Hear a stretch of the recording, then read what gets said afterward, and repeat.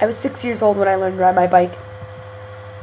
Every time before that day, I rode my bike with the assistance to training wheels my dad had put on. And one day I realized that I was big enough and I was mature enough to ride my own two-wheeler. With my dad's help, of course. I straddled my bike, wobbling from side to side because my feet couldn't reach the ground. And when I finally felt balance, my dad started to push and I commenced pedaling. My pace was slow at first, and I looked back every 10 seconds to make sure he was still there, holding the back of my seat, making sure I didn't fall. At one point, I looked back and my dad was in the distance. I was riding my bike on my own, without my dad's support. Of course, I could have never accomplished this task without my father's initial guidance, but now I was on my own. I was doing it all myself with each pedal. And every time I wanted to ride my bike again, I didn't ask my dad to help me get on or to hold my seat while I was riding down the block.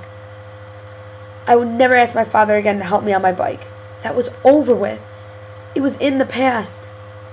But people in this world do not do the same when it comes to inspiration. Once someone is inspired, they constantly look for more and more inspiration or guidance when they are perfectly capable themselves.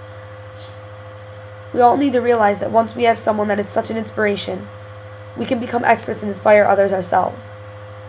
We can look for a 6-year-old trying to learn how to ride their bike, and we can be the one that holds their seat and pushes them off until they can start cycling through their life on their own. We can be the one that inspires someone to be a better person or to follow his or her dreams.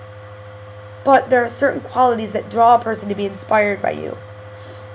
There are things that you can do to better yourself so you can inspire others in the best way possible. Personally, when I think of inspiration, I think about my 7th and 8th grade Spanish teacher. I was so close to him that I even considered him a second father. But his initial role in my life was so simple, so minuscule in the whole scheme of my life. And his name was Mr. Rolf. He was intelligent, caring, and most of all, an inspiration to everyone he came in contact with. He could relate to the problems of everyone and led by example. Every good choice of his inspired me to do the same as he did. I watched as he would personally help 6th graders with their locker and accommodations on the first day of school. And after he opened it, he would slam it closed and tell them to do it themselves now.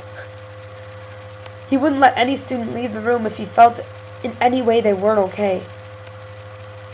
And if anyone needed to talk about his or her problems, he was the first one to listen.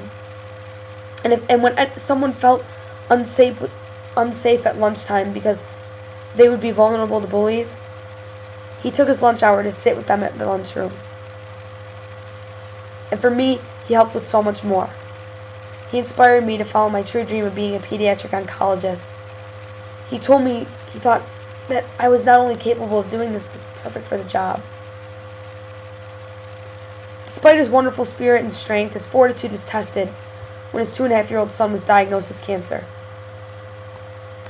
Instead of using this as an excuse to get behind or to be upset, he proved to be incredibly strong. This inspired me and many others to be just like him, to have the strength he did. And he inspired me even further when he told me that I was the strongest person he had ever met. This compliment made my drive to impress him even greater. In February of this year, Mr. Rolf had heart surgery. Worry never crossed my mind when I thought about it. He's the toughest man I had ever met, and nothing could bring him down. Until I got a phone call on February 19th. Mr. Rolf had complications after his surgery, and they were fatal. The pain was so strong it was as if I had lost a father. But that didn't stop me. As much sadness as his death brought me, his inspiration lives on within me, and he continues to inspire me from beyond the grave. That is how large of an impact he had on me.